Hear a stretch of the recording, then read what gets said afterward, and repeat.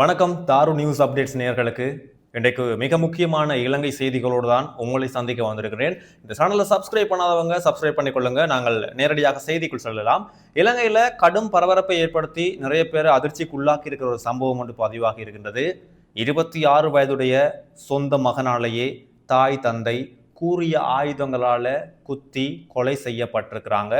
மிகவும் சோகமான கவலைக்குரிய விஷயம் என்று தான் சொல்லணும். என்ன காரணம் என்று சொன்னா, சண்டைகள் வாரது வளமை, வாய் தர்க்கம் வாரது வளமை. ஆனால் சொந்த மகனாலேயே அவங்களுடைய அம்மா அப்பா அப்படி ஒரு நிலைமைக்கு போறாங்கன்றக்குள்ள செய்தியை பார்க்கவே கவலைக்குரிய விஷயமா இருக்குது. இந்த நபர் இப்பொழுது கைது செய்யப்பட்டிருக்கிறார். எம்பிலிப்பிட்டியவில் தான் இந்த சம்பவம் பதிவாகி இருக்கிறது.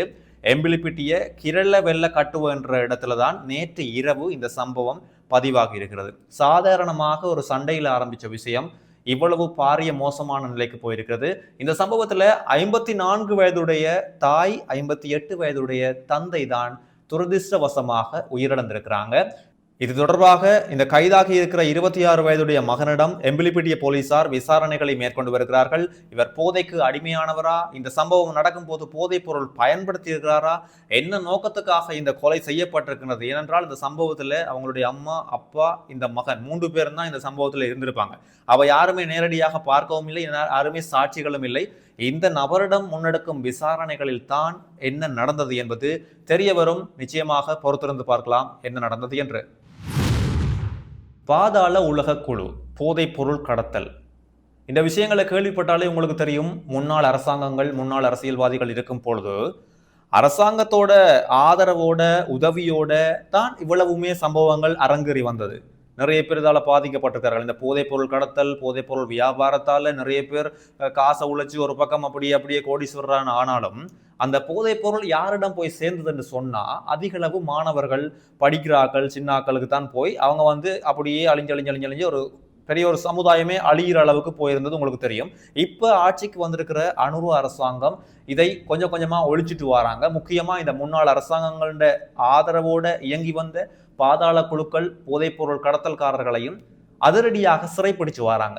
இப்படி இருக்கையில நாமல் ராஜபக்ச, மஹிந்த ராஜபக்ச, இந்த ராஜபக்சக்களுக்கும் பாதாள உலக குழுக்களுக்கும் மிக மிக நெருங்கிய தொடர்பு இருக்கண்டு அனுர அரசாங்கமும் ஆளுங்கட்சி உறுப்பினர்களும் நிறைய சமூக வலைத்தளத்துல ஃபேக் ஐடிஸ், அதாவது போலி முகநூல் பக்கங்கள்ல இருந்தும் ராஜபக்சக்களுக்கு சேறு பூசுறதாயும், தயவு செய்து உடனடியாக இந்த சேறு பூசல் நடவடிக்கைகளை நிறுத்துங்கள் என்று சொல்லி பொதுஜன பெரமுன கட்சியில இருந்து ஒரு முக்கிய புள்ளி சிஐடியில முறைப்பாடு பதிவு செய்திருக்கிறார். ஸ்ரீலங்கா பொதுஜன பெரமுனவோட அரசியல் செயற்பாட்டாளர் பசன் கஸ்தூரி என்ற நபர்தான் இந்த முறைப்பாட்டை குற்றப்புலனாய்வு திணைக்களத்துல பதிவு செஞ்சிருக்கிறார்.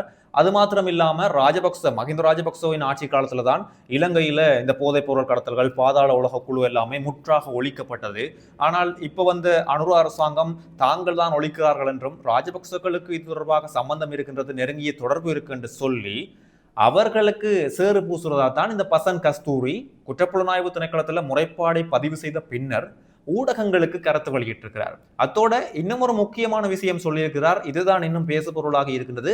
அனுர அரசாங்கத்தில் இருக்கிற சில அமைச்சர்களே போதைப் பொருள் கடத்தலோட தொடர்பு பட்டவர்கள், போதைப் பொருள் கடத்தலை செஞ்சிருக்கிறார்கள். ஆனால் அவர்கள் இப்பொழுது ராஜபக்சக்கள் பக்கம் சேறு பூசுகிறார்கள் என்று சொல்லியும் கண்டிப்பாக எல்லாம் உண்மையும் தெரிய வரும், வெளிவரும் என்று சொல்லி பசன் கஸ்தூரி ஊடகங்களுக்கு தெரிவிச்சிருக்கிறார்.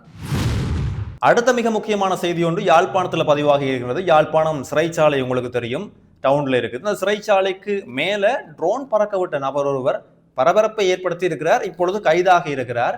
உண்மையில ட்ரோன் கண்ட இடங்கள்ல பறக்க விடலாது. என்னென்று அதுக்குரிய அனுமதி வாங்கித்தான், அதுக்குரிய ஆக்கள்கிட்ட அனுமதி வாங்கித்தான் பறக்க விடலாம். அது என்ன ஷூட்டிங்கா இருந்தாலும் ட்ரோனை பறக்க விடும் பொழுது அதுக்குரிய ஆக்கள்கிட்ட அந்த இடத்துல பறக்க விட போறோம்னு சொல்லி, இந்த நேரத்துல தான் பறக்க விட போறோம்னு சொல்லி அனுமதி வாங்கணும். இந்த நபர் எந்த அனுமதியுமே வாங்காம பறக்க விட்டதால அங்க அந்த சிறைச்சாலைக்குள்ள பெரும் பரபரப்பு நிலவியதோட உடனே அவங்க என்ன செஞ்சிருக்கிறாங்க, அந்த ட்ரோன் எங்கெங்கெல்லாம் போகுதுன்னு பாப்போம்னு போய் பார்க்கறதுக்குள்ளேயே அந்த ட்ரோன் அந்த இடத்துல இருந்து மாயமாய் மறைஞ்சிருக்குது. அப்ப என்ன செஞ்சிருக்காங்க, பக்கத்துல இருக்கிற யாழ்ப்பாணம் காவல் நிலையத்துல முறைப்பாட்டை பதிவு செஞ்சிருக்காங்க.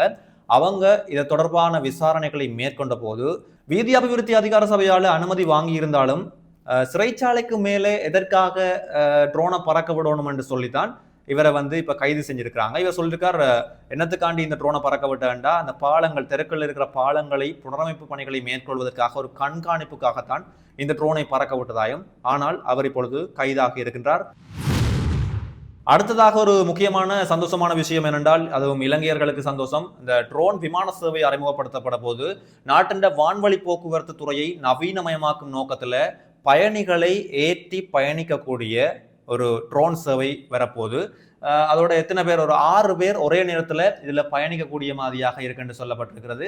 முக்கியமாக இது சீனா, சிங்கப்பூர், தாய்லாந்து போன்ற நாடுகள்ல முன்பே இருந்தே இந்த ட்ரோன் சேவை இருக்குது. அதாவது ட்ரோன் அண்டைகளில் விமான பயணிகளை ஏற்றி செல்ற ட்ரோன் சேவை இருக்குது. இப்பொழுது இலங்கையிலையும் வர இருக்கிறது. இது இலங்கையர்களுக்கு மாத்திரமில்லாமல் இலங்கைக்கு வெளிநாடுகளில் இருந்து சுற்றுலா வருபவர்களுக்கும் மிகவும் ஒரு வரப்பிரசாதமாக மாறப்போகின்றது. இலங்கையில் நாளுக்கு நாள் செய்திகளில் பிரதான இடத்தை பிடிக்கிறது இந்த டெங்கு தொற்றும் பிரதான இடத்தை பிடிச்சு கொண்டு வருது. ஒவ்வொரு நாளுமே ஒவ்வொரு அப்டேட் வந்து கொண்டிருக்கு. காரணம் என்னென்னா, டெங்கு நோயாளர்கள் நாளுக்கு நாள் அதிகரிச்சுட்டு தான் வராங்க. முக்கியமாக மேல் மாகாணத்துல தான் கூடிய டெங்கு நோயாளர்கள் பதிவாகி இருக்கிறாங்க. இதுவரையான காலப்பகுதியில் பதிவாகியுள்ள டெங்கு நோயாளர்களின் எண்ணிக்கை 70,000 நெருங்கியுள்ளதா தேசிய டெங்கு ஒழிப்பு பிரிவு தெரிவிச்சிருக்குது. நேற்று 13ஆம் திகதி வரை பதிவாகிய டெங்கு நோயாளர்களின் எண்ணிக்கை 69,951 பதிவாகி இருக்கின்றது. நேற்று 13ஆம் திகதி ஒரே நாள்ல மட்டுமே 1,279 பேர் டெங்கு நோயால பாதிக்கப்பட்டிருக்கிறாங்க. இவர்கள்ல அதிகளவான பேர் நான் சொன்ன மாதிரி மேல் மாகாணத்துல தான் பதிவாகி இருக்கின்றாங்க. அந்த மேல் மாகாணத்தின் நோயாளர்களின் எண்ணிக்கை 33,127 கணக்கிடப்பட்டிருக்கிறது. இந்த மாசத்தை எடுத்துக்கொண்டாலே ஒவ்வொரு நாளுமே அதிகரித்து கொண்டே வருது டெங்கு நோய். மக்களே அவதானமாக இருங்கள். அடுத்த இன்னொரு முக்கியமான விஷயம், இலங்கையில இந்த வெப்பம் வந்து அதிகரிச்சுட்டு வருது. உங்களுக்கு தெரியும், இந்த மாசம் தொடக்கத்திலேயே சொல்லியிருந்தாங்க வெப்பநிலை அதிகரிக்கலாம், அவதானமாக இருங்கள், பொது இடங்கள்ல வெளியிடங்கள்ல வேலை செய்கிறார்கள் அதிக வெயில்ல நிற்க வேண்டாம், கூடிய அளவு தண்ணீரை எடுங்கள். என்னன்னா அந்த வெயில்ல நிற்கும் பொழுது அந்த அளவுக்கு நாங்கள் தண்ணி குடிச்சுட்டே இருக்கணும். அப்போதான் அதுல இருந்து வர பாதிப்புகள்ல தப்பிச்சு கொள்ளலாம். அப்படி இருக்கல நாட்டின் மிக முக்கியமான நீர்த்தகங்களின் நீர்மட்டம் 48% குறைந்துள்ளதாக நீர்ப்பாசன திணைக்களம் ஒரு அறிக்கை ஒன்றை வெளியிட்டிருக்கிறது. அதுலயும் முல்லைத்தீவு, வவுனியா, மட்டக்களப்பு, அம்பாறை, திருகோணமலை மற்றும் மொனராகலை ஆகிய 6 மாவட்டங்களுக்கு இந்த எச்சரிக்கை, வெப்ப எச்சரிக்கை விடுக்கப்பட்டிருக்கிறது. இந்த பகுதிகளில் இப்ப நான் சொன்ன இவ்வளவு இடங்கள்லையுமே மனித உடலால உணரக்கூடாத அதிகளவு வெப்பம் உணரப்படலாம் என்ற ஒரு எச்சரிக்கை, வெப்ப எச்சரிக்கை விடுக்கப்பட்டிருக்கிறது.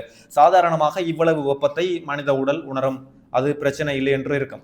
அதை தாண்டி அந்த சாதாரண நிலையை தாண்டி அதிகளவு வெப்பத்தை உணரக்கூடிய சாத்தியக்கூறுகள் இருப்பதால எச்சரிக்கையை விடுத்திருக்கின்றார்கள். இன்றைக்கு இலங்கையில் நடந்த மிக முக்கியமான செய்திகளை இந்த காணொலியில பார்த்திருப்போம். ஒவ்வொரு நாளுமே உங்களுக்கு இதே நேரம் செய்திகளை தருவதற்கு நான் தயாராக இருக்கிறேன். தாரு நியூஸ் அப்டேட்ஸ் சேனலை சப்ஸ்கிரைப் செய்து கருத்துக்களையும் கீழே பதிவிடுங்க. சந்திக்கலாம்.